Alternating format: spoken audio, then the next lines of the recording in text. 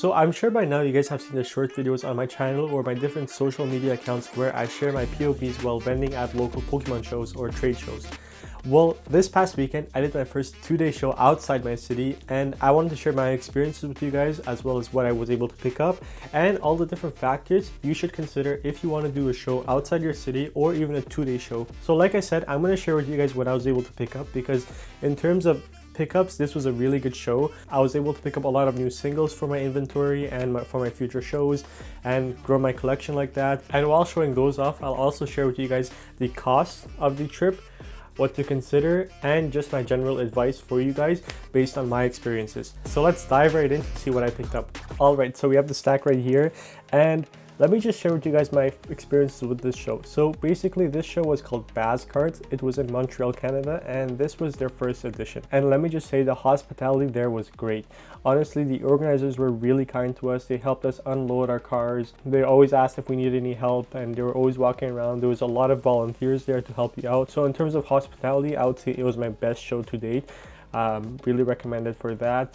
And they're just super kind to us, especially because we were coming from another city, Ottawa. So they knew that and they wanted to take care of us. And another really cool aspect of the show was they gave each of the vendors a special customized card. So this is a one-piece card but with our logo on it. So this is a Dawn card, but these were placed on all our designated tables. So for each vendor's table they got one of this, which was a really cool gesture from them, so thank you for that. We'll put this in the back. Now let's talk a little bit about the show while going through the cards. So first we'll go through this stack, which was a stack of Zekrom cards. So a good amount of these cards were actually vendor to vendor trades, and that happens a lot when the show is a little slower. So that was the case with this show. So there was not a lot of foot traffic, especially in the beginning. So what vendors would do is they go around and they show off their collection and ask if other vendors are interested in buying it. So they would come to my table and say, do you want to pick up these cards, say for 80% market? And then I would agree or not. And that's how I got these cards. So this Zekrom pile, we got 5 singles, raw singles, and then 5 sealed copies. These are from the Ascended Hero ETB, the promo card. So I think this is a decent pickup for me. But yeah, going back to the traffic, so it was the first edition of this show, and one problem was the parking. I mean, if anyone's been to Montreal, Canada, there's not a lot of street parking or just parking lots, so it's hard to find free parking. So that's why the traffic did suffer a little bit. It was really central. It was a central area, so that did help, but the parking was an issue and there was no real public transportation to this venue, so it did suffer with that issue. However, they did take that into consideration and they might change their venue in the future, so kudos to them. They asked us what we thought about it, and that was my only critique about the show. Other than that, I was able to pick up a good lot of stuff, so happy about that. But these are the slabs I was able to pick up. So I did share this video on a shorts, so you guys might have seen this pickup, but this Blastoise, this Mega Blastoise from XY Evolutions in a 9. Altaria from Silver Tempest, the Trainer Gallery in a 10. Really, these are some kind of underrated cards or undervalued cards. So in my opinion, I picked these guys up because I thought they were kind of undervalued. Especially the Trainer Galleries, I think they're very cheap at the moment and they have a lot of room to grow. So it's a good pickup for me in terms of just inventory, and I like the cards, so I picked it up. And this coffin as well. I really like the design. I don't see it very often, and I know it's a 9, it's not a 10, but still it's a good pickup and it's pretty popular. Finally, this Mew VMAX, this was actually a trade. Next, let's talk about the costs. So the actual cost of the venue, and while doing that, let's show off some tag teams that I was able to pick up. But in terms of cost, so one positive about the show was the table cost was not very expensive compared to other shows in the city or just in my area. Table costs here were $70 a table, and it was for a longer table. Normally most tables are 6 feet long, but this was an 8 feet long table. So that's a really positive for me. I was able to put most of my inventory on one table. So $70 per day across 2 days, that's $140. So that was my show cost, or basically the venue table cost for me. Next, because it was a 2-day show and it was in a different city, I had to get a hotel. So luckily I was able to go with a buddy of mine. He's another vendor, so we split the hotel cost and the transportation. So we split that. So hotel and gas all together, just under $200 for that. So not terrible. I mean, it is kind of expensive and it is a cost for going to the show, but across a 2-day show, it's not bad, and it was split. So total was like a little under 400, so split that in two, about 200 per person, I would say. So that was the total cost for the show, was 140 for the tables and about 200, give or take, for the actual overnight stay, getting there, and just other stuff like food and stuff like that. But that is something you do have to consider when going to another city. Let's go through another stack of singles. The next thing to consider is actually getting there. So one negative about out of city shows, because they usually start very early. I mean, most shows start around 9 a.m. or 10 a.m. You do have to get there very early because you're coming from a different city, so you have to leave very early. We left just before 6 to get there by 8, so we could set up and be ready by 9 a.m. So that's something you do have to factor in when planning for a show. So make sure everything is ready the night before, have everything ready so you're not like in a hurry the morning of. You get to leave early enough so you make it by showtime and you have enough time to set up. If this was a show in my city, I could leave by like 8 a.m. and it would be fine, but leaving at 6 a.m. just to get there, it kind of does hurt, and it makes you really tired during the shows. Make sure you get a full night's sleep, because you're going to be interacting the whole time and you don't want to be like tired during the show. You're going to miss stuff. So make sure you have that. Make sure you get some caffeine in you so you're wide awake during the show. Now, other factors to consider. So when planning to do a show, you're going to want to research the actual show to see if it's worth your time. This was the first edition of the show, like I said, so we didn't really have much to go off of, but there was some bigger vendors there, bigger names, so we thought it would be worth our time to do it. There was a lot of organization, a good amount of advertising on social media, a very popular city, central location. We thought we'd do really well. I mean, it wasn't terrible, but our expectations were a bit higher in terms of what we could move, the products and sales we could do.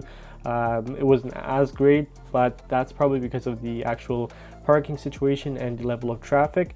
Other than that, would I do it again? If the table costs were low like this and I didn't have anything else to do that weekend, I would probably consider it. I mean, it wasn't terrible, it just we were expecting a bit more. So that is what you should consider, and you should always do your research before going to a show. So one other factor was that there was another show happening on the same weekend on the Saturday. It was in Montreal, but a bit further out in Laval. So that's a bit further, but that did affect the traffic because we heard that the other show had a bit more traffic, and because of that we assumed that the traffic was split between the two shows on the Saturday, so that did affect our Saturday. So try to research and make sure there's no conflicting shows, or just do the bigger show, I guess. But yeah, that's that. If you do want to sell lots of stuff, if you're looking to buy, it's probably better to do like a slower show, like right now you guys could see. When it's a slower show and you're a decent sized vendor, you're able to pick up a lot. So this was a unique case where I was able to pick up a lot of really good condition cards, especially the tag teams. They're in really good condition, and I might even grade a couple of them. Definitely worth taking a look at people's collections to see if there's anything worth grading. This is a really cool card, this Team Rocket's handiwork. I love this era of cards, and as you guys can see, it's a pretty clean card. I might even grade it. I think it's unique. You don't see it very often. I think it's from Fates Collide, XY Fates Collide, but this is like one of my favorite pickups just because it's unique and it's from a cool era that I really like. Here we have a bunch of Ascended Hero pickups. So Ascended Hero is basically the newest set, but I guess for this weekend Perfect Order did come out. I've been avoiding buying Ascended Hero cards until now because I knew they were going to settle a bit further, but I think at this point it's not a bad time to pick it up. I do have a few more shows coming up in April, so I think it's good to have some Ascended Heroes in the inventory in case anyone asks or anyone's looking to complete a master set. So these are a bunch of IRs that I picked up, lower end ones, but still really good to pick up. Some attack rares. You don't see these very often, so it's good to pick these guys up. People are always looking to master set new sets, so always nice to have that. Perfect Order though, I did avoid picking up because I think the prices could still settle a bit more, so I was only just picking up Ascended Heroes in terms of the newest set. And this is a pretty cool card, the Erica's Tangela. I think this card will do really well. It's a really nice card. Picked up a good amount of these Prism cards, an IR Curlia, This is a really popular IR, the Meowth from Phantasmal Flame. Couple of celebration cards, really good condition. I might even consider grading these two. If I do find a Charizard, it would be cool to have a sequential of the three, but we'll see. And just a few more IRs. But finally, my recommendation, if you are gonna do an out of city show, try to find a buddy or someone you could go with. Luckily, I have made some friends while vending and was able to go with a new buddy of mine. And we were able to split the cost, like I said. So if you are looking to vend at an out of city show, I know it's not super easy when you're busy at a show to interact with other vendors, but maybe get there a bit early or stay a bit longer to interact with people around you. There's a lot of really good people that are vending and in the Pokemon community, so there's always time to grow your network and your community and actually be part of it. Don't be there just to make money, be there to make some friends, and you guys will make some good relationships and benefit each other to do out of city shows like me and my buddy.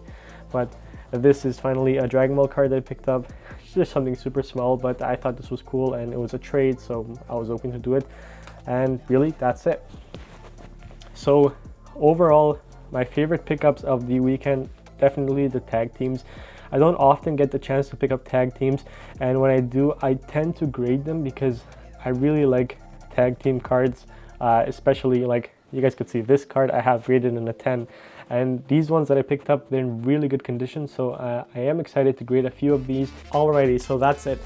As always, if you guys have any questions regarding vending or doing any shows or my experiences, drop a comment down below. I'm always open to answering any questions you guys might have. Overall, positive experience. I was able to pick up a lot of new cards, and as I'm doing more and more shows, it's really important for me to grow my inventory and continue getting new cards to attract new customers and continue growing my collection like that.